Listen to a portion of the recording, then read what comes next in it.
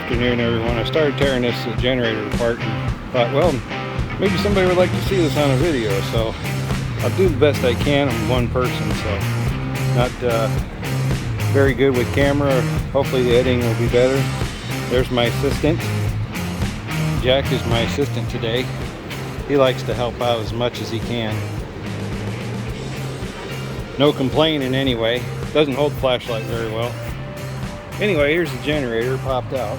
As you can see, you got the disc that mounts into the flywheel of the engine here. And the way to get the bolts out, as you can see, there is no access on the generator here at all. So what you have to do is you got to take the bolts. Pardon me, Jack. Jack. Thank you. Please move. I know you want to be helpful. Alright, so you have to take this bolt. No!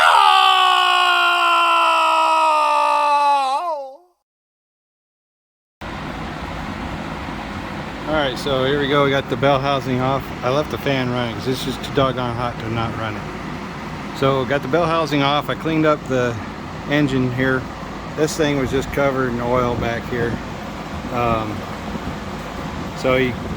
That seal is definitely out.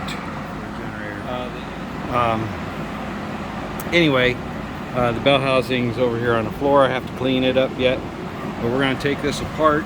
I've got the rope seals. I could not find the gaskets that go behind this clamp that the rope seals go into. So I'm going to have to make those. That's not that hard to do.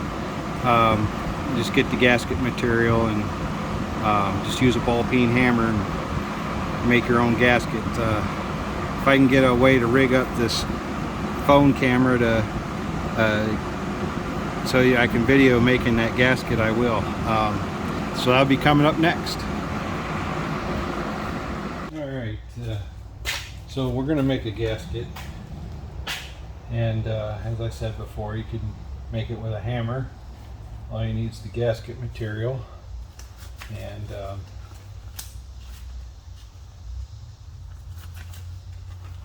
show you here exactly how you do that if you've never seen it done before or ever heard of anyone doing it before.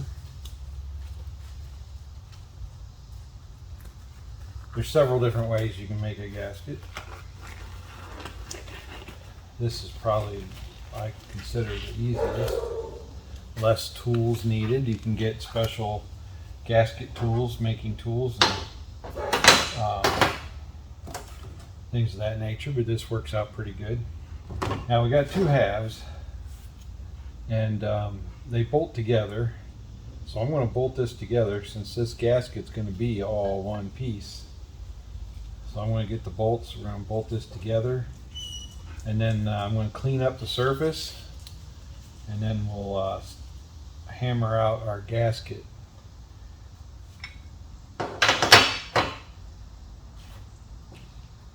Okay, so I'm going to use this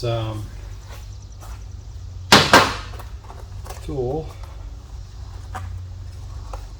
just an right angle air grinder with the Rolock arbor. So these pads, you can just twist them off. They're made by 3M. There's different grades. I guess you call this red is the medium grade, and that's what I'm going to use. It's just like sandpaper, comes in different grades for different coarseness. There's brown, and green. I think brown, green, and red. Red's the medium, and so it's what I like to use. It seems to do the best job. You do have to be careful though that especially using on aluminum parts, it will eat away the aluminum. So you have to use it very lightly, take a little off at a time. The majority of the gasket material is already off, so I don't have to use a whole lot of force to get it cleaned up. So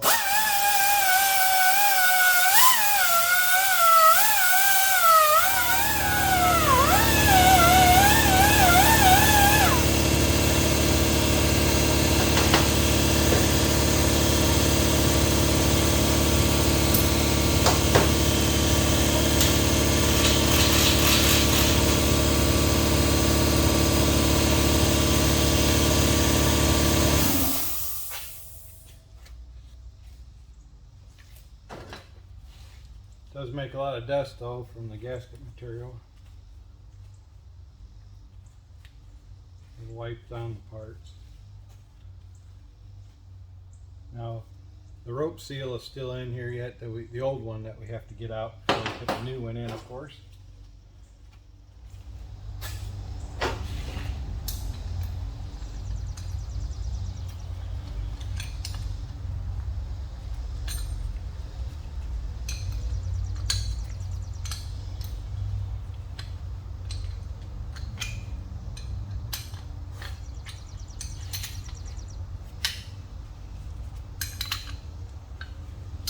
Okay, the two halves bolted together. I take our gasket material you can get any auto parts store.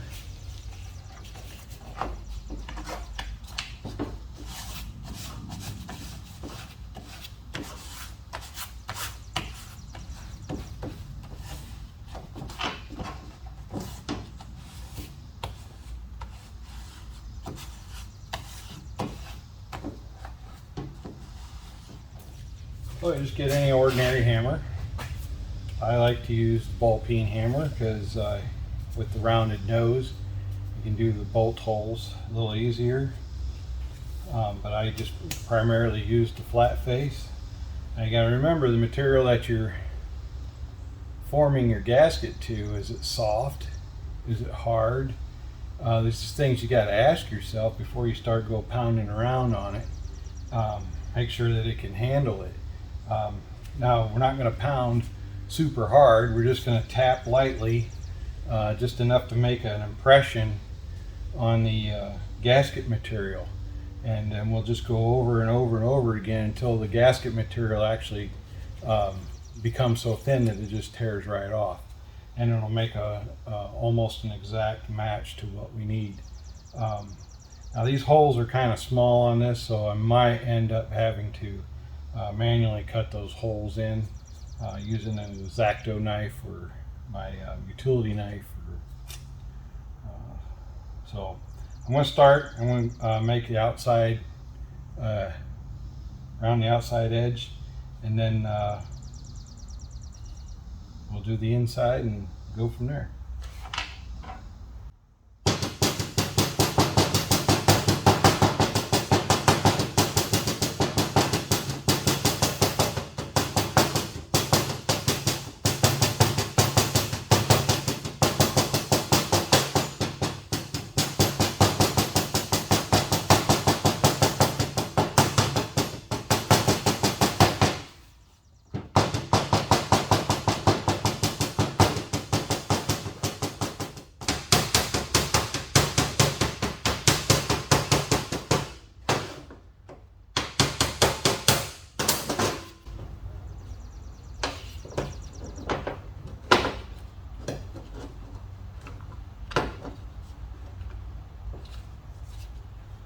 Well,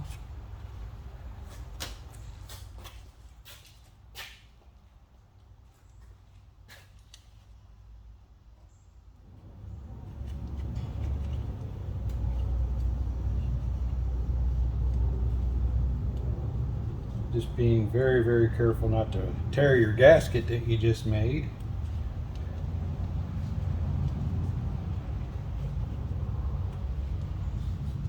There we go. Almost good as factory. So it'll match up now. Now all we gotta do is the bolt holes. Oops,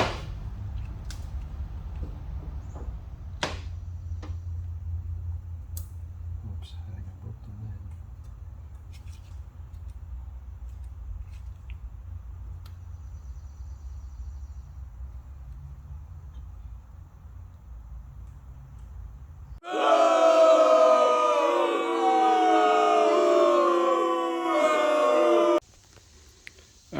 folks, gotta apologize. I was working on, the last you probably saw, I was working on making the gasket and getting it fitted, and unbeknownst to me, the recording had stopped. So that's the problem with not having a cameraman. Anyway, I apologize for that. I wanted to show putting that rope seal in and getting that all put together, but it is all together. The rope seal is a little difficult. I ended up having to use a socket about the same diameter as the crankshaft, and then using my vise over here and seating that rope seal in with that socket, and then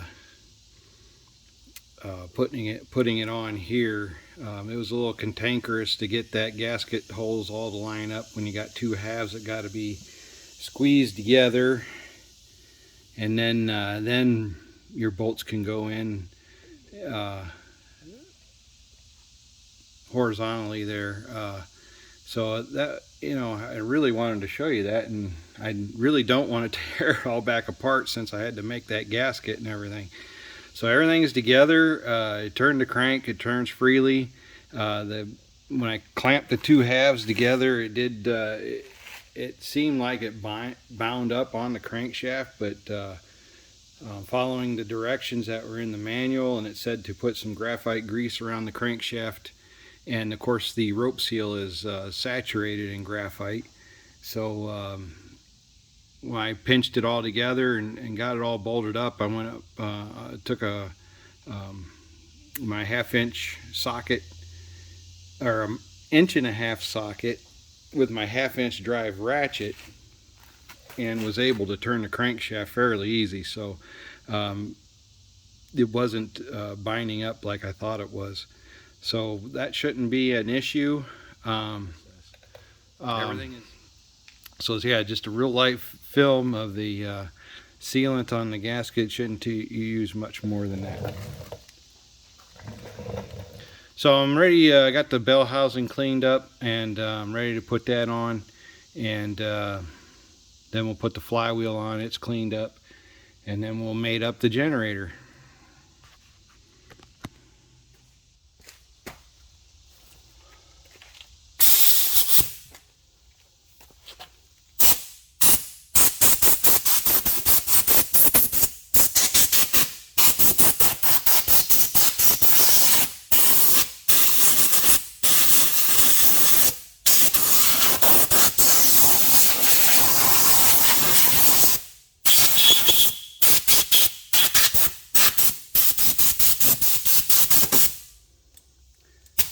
There, that made it nice and dusty. Okay.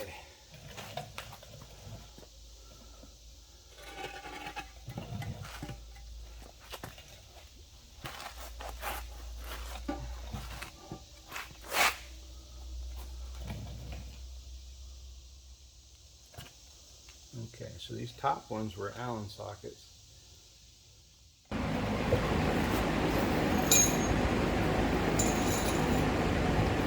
I hope the fan noise isn't too loud.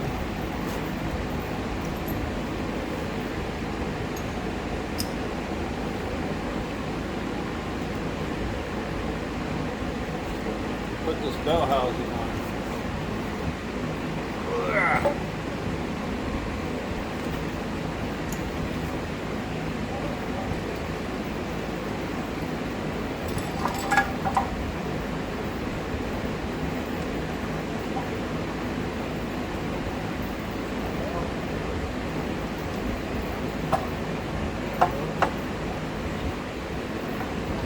Dowel pins.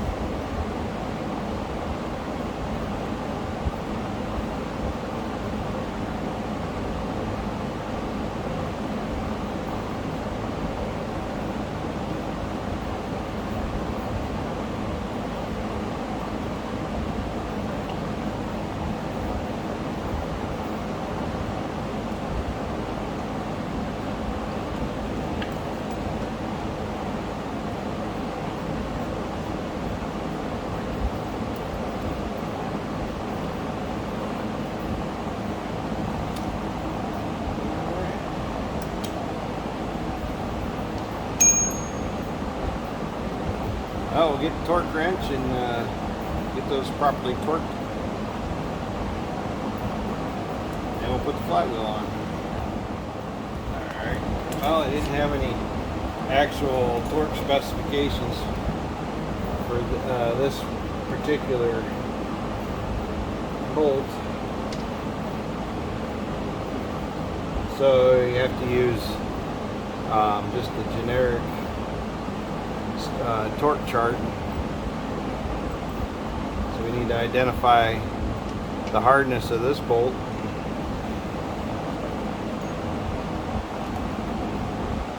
I don't know if you can see that or not, but markings aren't normal markings on here.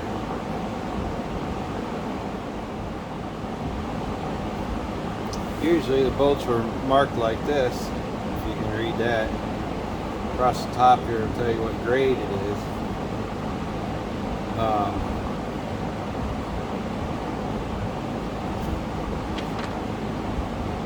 This one is a little different. This is a 5/16 bolt National Fine. So looks like 22 foot-pounds according to this chart. Oh no, this is a 3/8 National Fine. So 36 foot-pounds.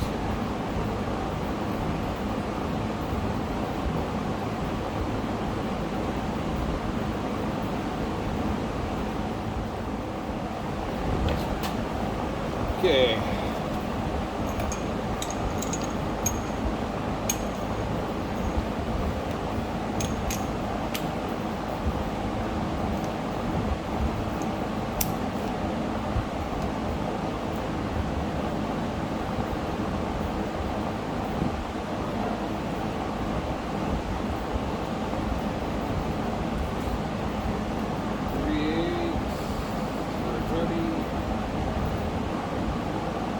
Okay, so the torque wrench is set to 30 foot-pounds.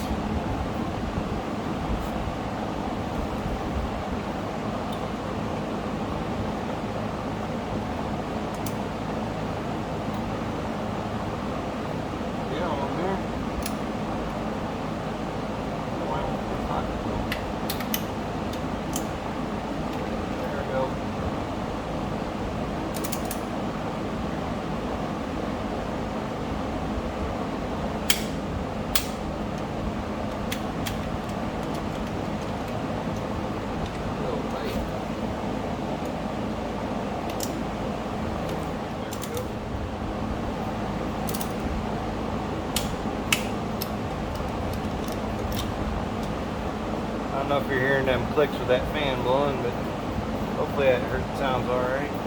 I gotta get a different socket. I was using my metric sockets because I couldn't find my 9/16 and the 3/8 drive, so I'm trying to get this 14 to fit on here. A little tight. 15's just a little sloppy. We'll do some more looking here.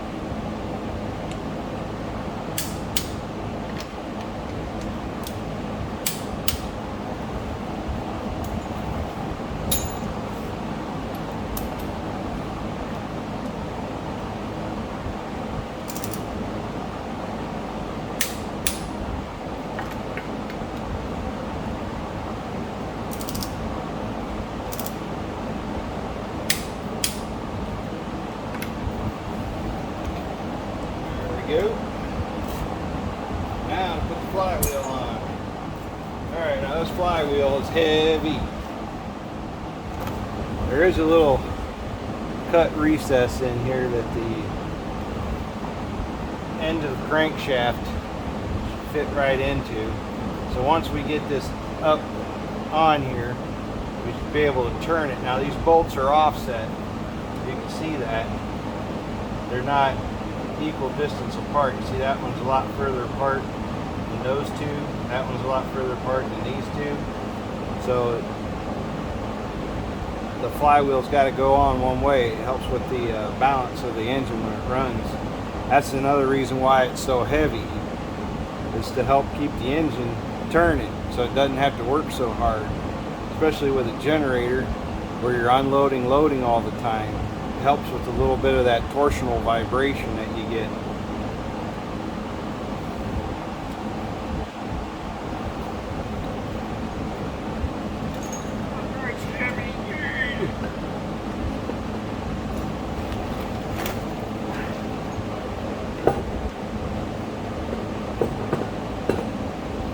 Oh my gosh. Get up on there.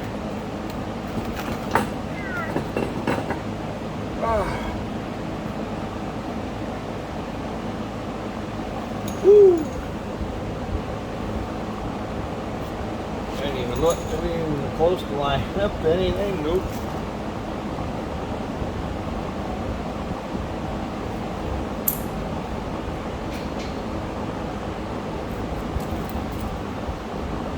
We got our flywheel bolts and the locking ring. So once we get the bolts torqued, we bend over one of these tabs. That keeps the bolts from backing out. First thing, we got to line up our holes. Hopefully I can do that without dropping the flywheel. That's too far up. Too low to the ground for me here. Oh, there it goes. Alright, well, let's see, that's a long distance there. So this needs to probably be here.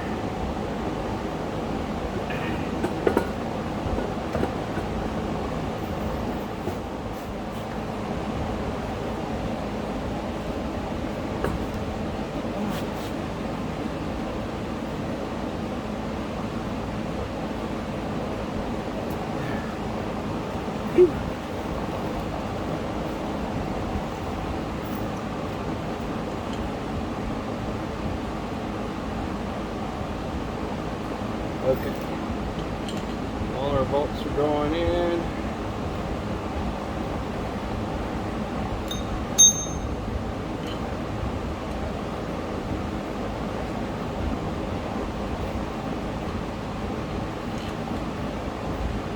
All right, got her lined up.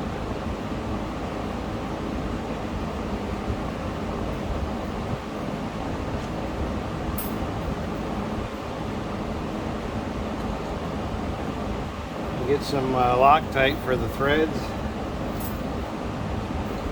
It didn't say it in the manual, but I see they had some on them from when this thing was put together originally, so I'm gonna put some on.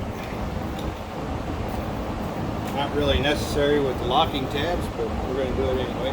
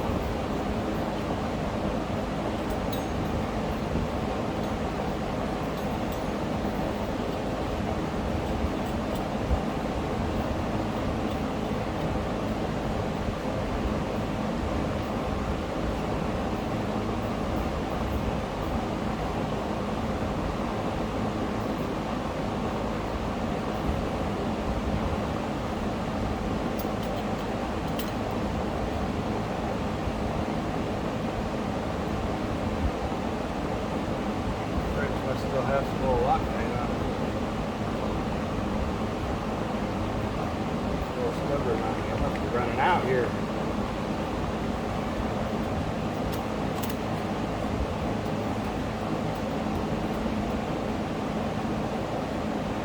Alright, the manual said these get torqued at 60 foot-pounds.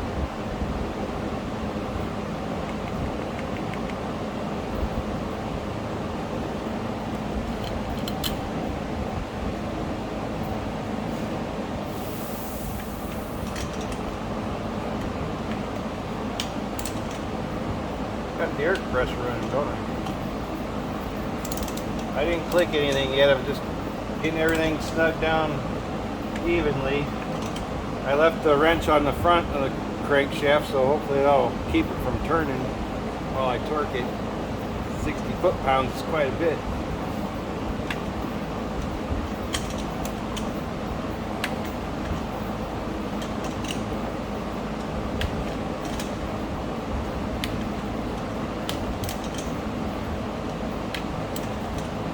Alright, here we go. Go for 60.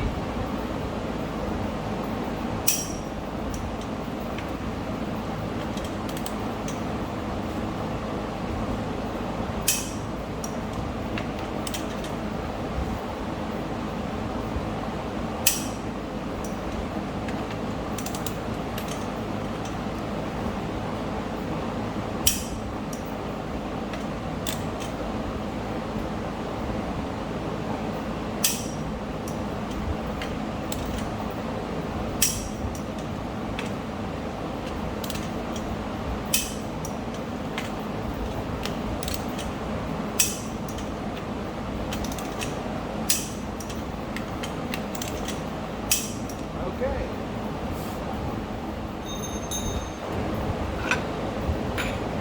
Now we're ready for the generator.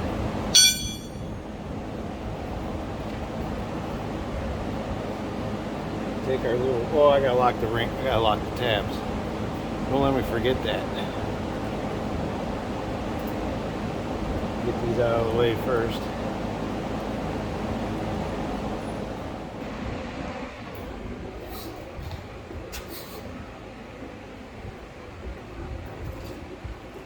Alright, here we go. Got our generator here. Now, of course, this bracket's on here for shipping. Basically, just bolt it right up. Should be about it. About to take these side covers off so we can get in here and put our bolts through the disc. The disc plate is what turns the rotor on the generator. And since there isn't a bearing on this end, the flywheel supports this end of the rotor. And for shipping, they put these braces in here so that the rotor doesn't sit here and rattle and scrape and scratch the stator. There's a thin coat of varnish around the electrical windings inside here, and if this were to make contact with that in shipping and vibrate, it would rub that varnish off, and moisture get in there, you know, from time to time like it usually does, and water or anything get in there and could cause it to ground out, and that wouldn't be good. So other problems could affect, it could cause a short in the windings, just overall bad stuff. So we'll take these off and get these side covers off, and then we'll turn the generator facing the engine and we'll get her lined up and bolted up. Now, I'm not sure yet if I gotta lift the engine up, get it at a certain angle, because you can see this is kind of sitting at an angle because this bell housing thing here is a little taller than the generator. Might have to just block up one end of the generator. But we'll figure it out as we go here. And so here we go. I got the instruction booklet right here. And So we'll read all about it. Got this generator from Central Georgia Generator, and see how it goes. This is different than the generator that come off of it.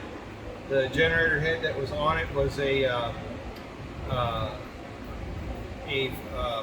don't know the technical term, but I call it a flash field excitation, where it takes battery voltage to flash the field to get it to produce electricity.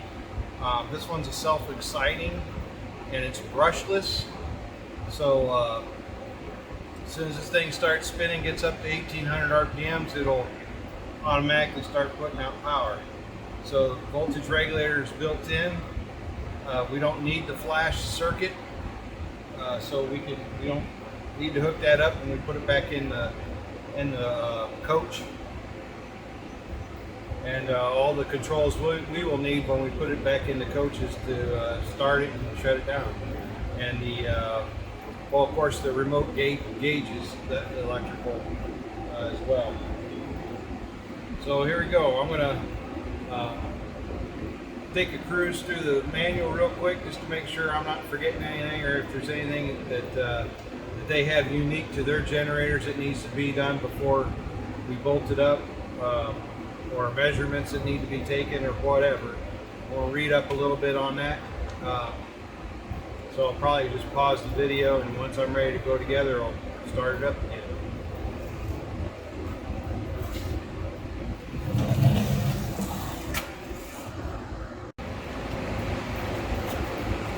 Alright. Read through the instructions there, and nothing out of the ordinary. Just got to remove this, clean this rust preventative that they coated this with. You got to clean that off just on, mating surface here.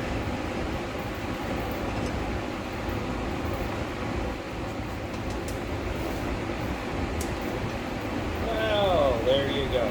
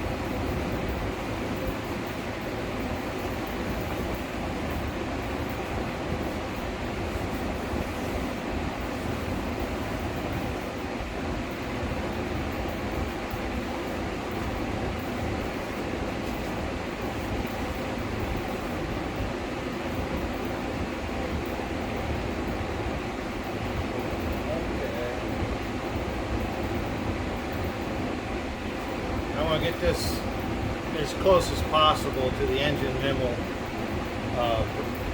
block up the rear of the generator here so that it's level. I think I have enough blocking here to do that.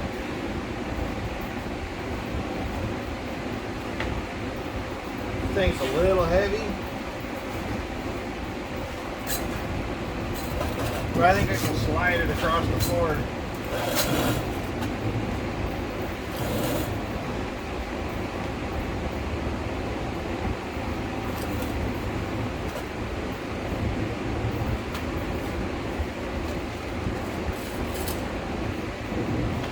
What they suggest you do is put in some studs so that you can line up the holes to the flywheel as you're going together.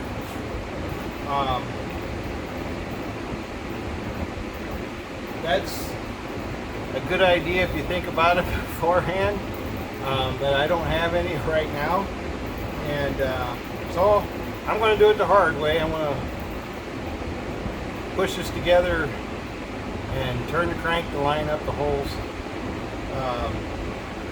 They are a little difficult to see because the only way you're going to be able to access them is through these side covers here.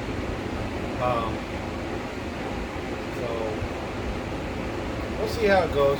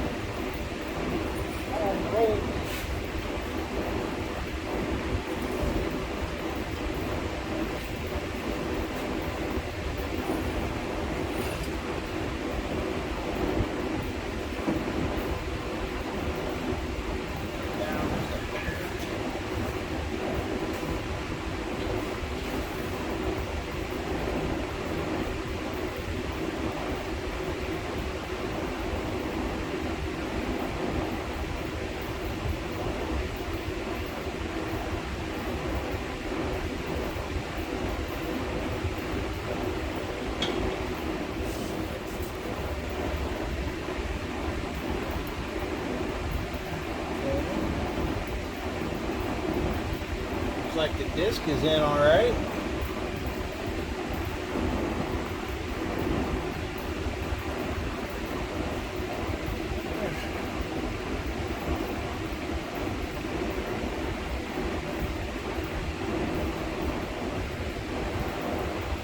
Pretty good. Other than we got to rotate it a little. Now rotate it a little to the right.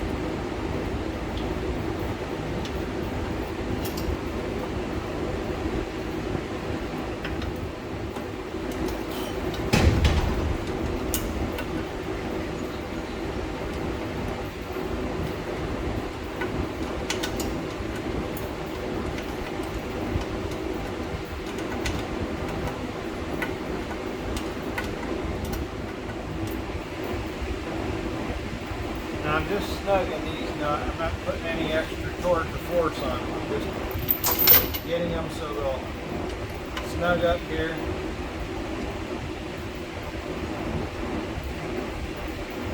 Then I'll go and put the other ones in with the lock washers on and tighten them up. Just want to make sure we're all in and good here.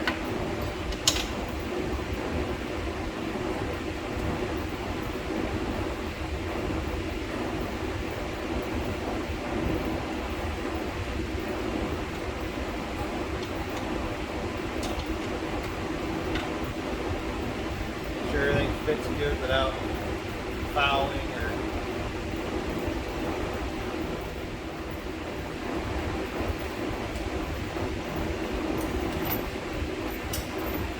well, I put a little weight on her.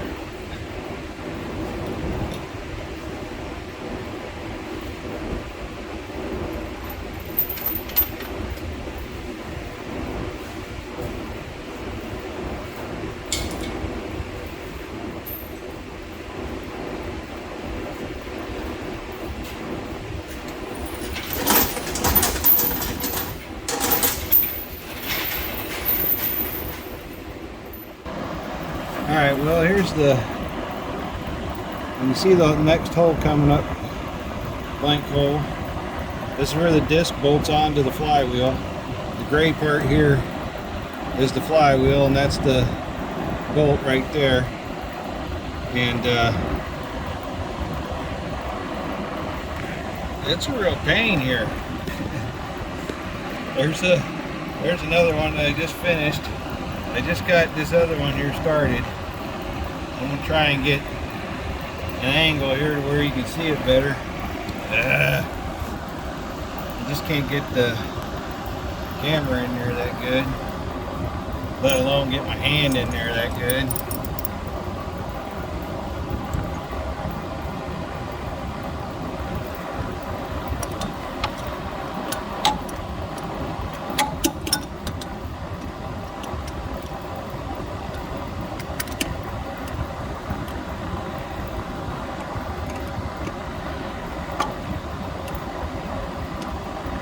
Get on there.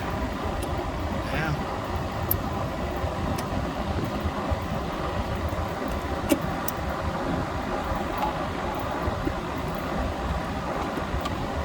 I would need both hands for this. I can't get in there and turn that thing at the same time with one hand. Anyway, it's all in there. See, my hand takes up the whole space here, and you got the fan in your way, so trying to turn the bolt with your finger and thumb is very difficult because you're down inside the flywheel. So it's up to these two guys to get in there, getting the right angle and twisting that screw on kind of like that with your fingers. I can sometimes get her started, you know, with thumb and finger down in here, but my hands are just too doggone big to get in there.